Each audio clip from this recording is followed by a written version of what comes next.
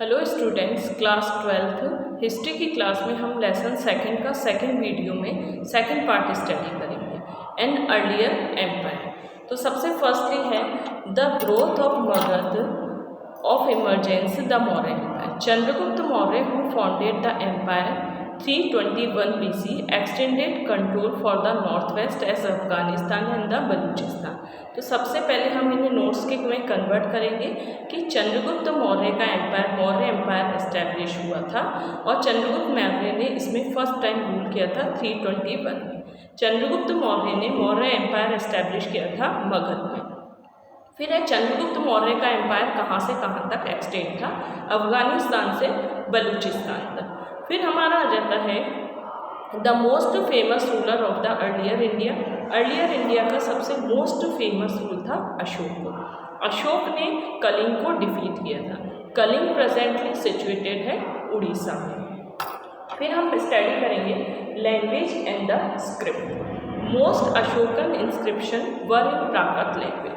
अशोक के जो mostly inscription हैं वो प्राकृत में लैंग्वेज में लिखे गए थे। While those in the north waste of the sub continent were in Aramaic and the Greek. लेकिन जो नॉर्थ वेस्ट एरिया में जो इंस्क्रिप्शन मिले हैं अशोक के वो अरेमाइक और ग्रीक लैंग्वेज में लिखे गए हैं। मोस्टली प्राकृत इंस्क्रिप्शन ब्राह्मी स्क्रिप्ट के थ्रू यूज़ किए गए हैं और कुछ जो नॉर्थ वेस्ट एरिया की तरफ जो इंस्क्रिप्शन मिले हैं वो खरोष्टी स्क्रिप्ट में हैं। फिर हमारा आ जाता है find out about the Maurya empire.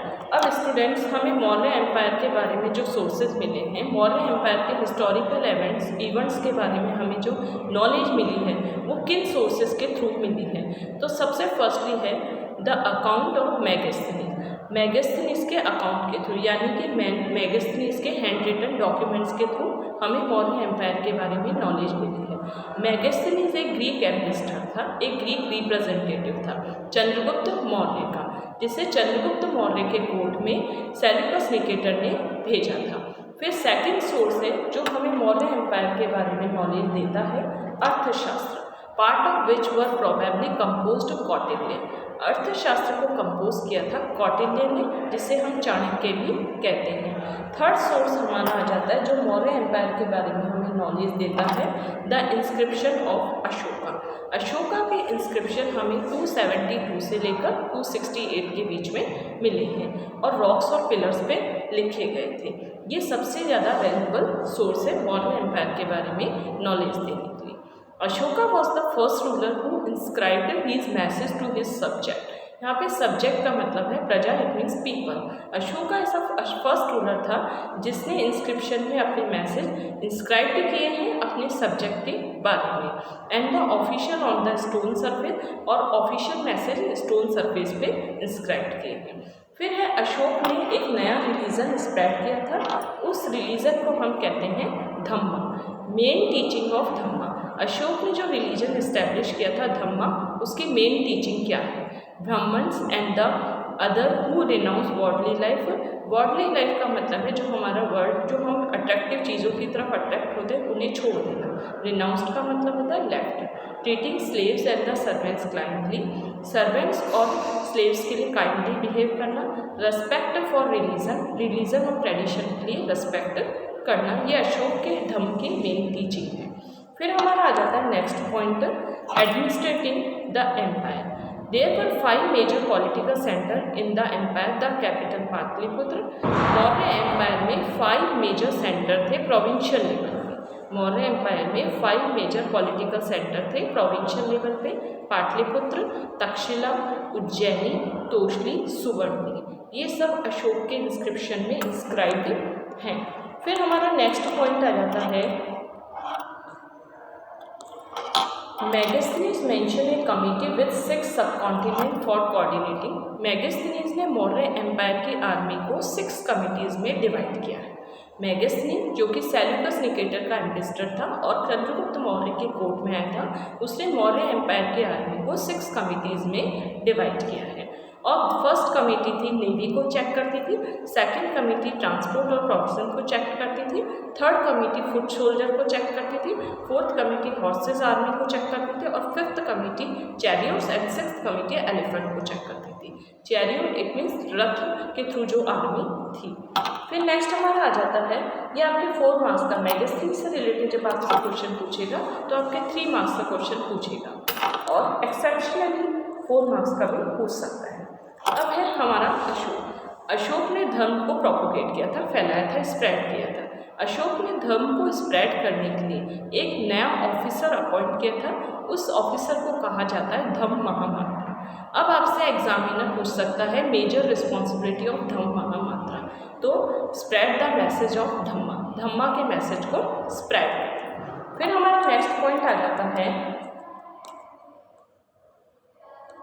New tradition new notion, cheap and the kings in the south. तो स्टूडेंट्स, हमने अभी तक नॉर्थ के बारे में स्टडी की थी, लेकिन अब हम साउथ के बारे में स्टडी करते हैं कि साउथ में ऐसे कौन कौन से एम्पायर थे, अर्लियर एम्पायर थे स्टार्टिंग में 600 से लेकर 600 BC के बीच में। चोल, चेर और पांड्य, ये इन्हें तमिल लैंग्वेज में कहा जाता है तमिलकम। चोल, चेर और पांड्य के एम्पायर को कंबाइंड फॉर्म में तमिलकम कहा जाता है।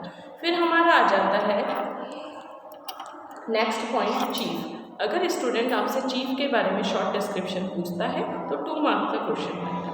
A chief is a powerful man, chief एक पावरफुल मैन था हुज पोजीशन मे और may be not be hereditary. उसकी पोजीशन या तो चीफ फैमिली में से किसी मेंबर में से अपॉइंट हो जाता था, अदरवाइज बाहर के मेंबर्स अपॉइंट होते थे। जब चीफ बाहर के मेंबर्स अपॉइंट होते थे तो उन्हें नॉट हेरिडिटरी कहा जाता था, लेकिन जब फैमिली मेंबर्स से अपॉइंट होते थे चीफ तो उन्हें हेरिडिटरी कहा जाता था। फिर नेक्स्ट हमारा पॉइंट आ जाता है many cheap and the Kings. Earlier बहुत सारे चीफ थे, किंग्स थे, डायनेस्टी थी, इनमें सातवाहन डायनेस्टी सबसे ज़्यादा प्रोमिनेंट थी। Satavahanas who ruled over parts of western and the central India. Satavahanas ने रूल किया था वेस्टर्न और सेंट्रल इंडिया में। कौन सी सेंचुरी से कौन सी सेंचुरी तक? 2nd सेंचुरी BC से लेकर 2nd सेंचुरी CE तक। फिर हमारा आ जाता है शकास, ए पीपल ऑफ सेंट्रल एशिया। शक एक ट्राइब थे, ट्राइब का मतलब होता है आदिवासी लोग, और बार्बरिक पीपल, बार्बरिक मतलब वाइल्ड पीपल यानी कि जंगली पीपल, सेंट्रल एशिया से आए थे और इंडिया के नॉर्थ वेस्ट और वेस्टर्न पार्ट में स्टैब्लिश हुए थे। फिर नेक्स्ट हमारा आ जाता है शकास और सातवाहन के बारे में 2 मार्क्स का क्वेश्चन पूछ सकता है। फिर है divine Kings. Divine Kings it means जो भगवान को मानते थे, गॉड को मानते थे, जो गॉड के रिप्रेजेंटेटिव थे। The Kushanas 1st century BC and the 1st century CE। Kushan empire establish हुआ था 1st सेंचुरी BC से लेकर 1st सेंचुरी CE में। उसने बहुत सारे बड़े किंगडम को रूल किया था, सेंट्रल एशिया से नॉर्थ वेस्ट इंडिया था। फिर हमारा आ जाता है next point many Kushana ruler also adopted the title Devaputra. Kushana rulers ने टाइटल अडॉप्ट किया था देवपुत्रा का। देवपुत्रा का मीन्स होता है सन ऑफ गॉड, और कुशाना रूलर ने देवपुत्रा का टाइटल अडॉप्ट किया था। किससे इंस्पायर्ड होकर अडॉप्ट किया था? चाइनीज़ रूलर से। उस टाइम में चाइनीज़ रूलर अपने आप को सन ऑफ हेवन कहते थे और कुशान रूलर्स इनसे ही इंस्पायर्ड होकर देवपुत्र का टाइटल गेन किया था। फिर हमारा आ जाता है by the 4th century. 4th century में गुप्ता एम्पायर एस्टैब्लिश हुआ था।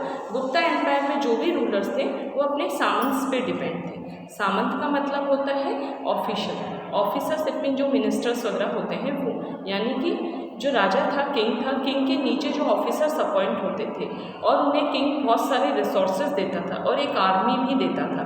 वो ऑफिसर्स टाइम टू टाइम क्या करते थे? आर्मी की हेल्प भी करते थे रूलर्स को और रिसोर्सेज की हेल्प भी करते थे। तो इन प्रॉस्पिरियस पर्सन्स को सामंत कहते थे, जो रूलर्स का सपोर्ट करते थे टाइम टू टाइम। अब हमारा आ जाता है histories of the Gupta ruler have been reconstruct from the literature. सबसे ज़्यादा गुप्ता एम्पायर की हिस्ट्री हमें किस में देखने को मिलती है, ऑब्जर्व करने को मिलती है? प्रशस्ति।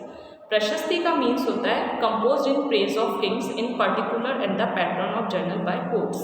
प्रशस्ति कंपोज की जाती थी किंग्स की प्रेज के लिए। इट मीन जो किंग किसी पोइट को प्रोटेक्ट करता था तो पोइट किंग की प्रेज में कुछ रिटर्न डॉक्यूमेंट लिखता था, उस रिटर्न डॉक्यूमेंट को प्रशस्ति कहा जाता है। प्रेज इट मीन तारीफ। फिर हमारा आ जाता है द प्रयाग प्रशस्ति।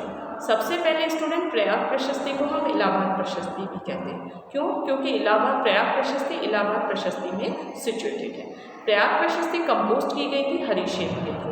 हरीशेन किसका कोर्ट पोइट था? हरीशेन समुद्रगुप्त का कोर्ट पोइट था। मेन सब्जेक्ट ऑफ प्रयाग प्रशस्ति it means praise of Samudragupta. Harishchandra Samudragupta का कोट पढ़ था, इसलिए उसने समुद्रगुप्त की प्रशंसा में, तारीफ में बहुत कुछ लिखा था। फिर हमारा नेक्स्ट आ जाता है, तो स्टूडेंट्स हमने अपने सेकंड वीडियो में लेसन सेकंड बुक फर्स्ट का हमने रेस्ट पार्ट स्टडी किया था। हम अपने थर्ड वीडियो में लेसन सेकंड का ही रेस्ट पार्ट स्टडी करेंगे।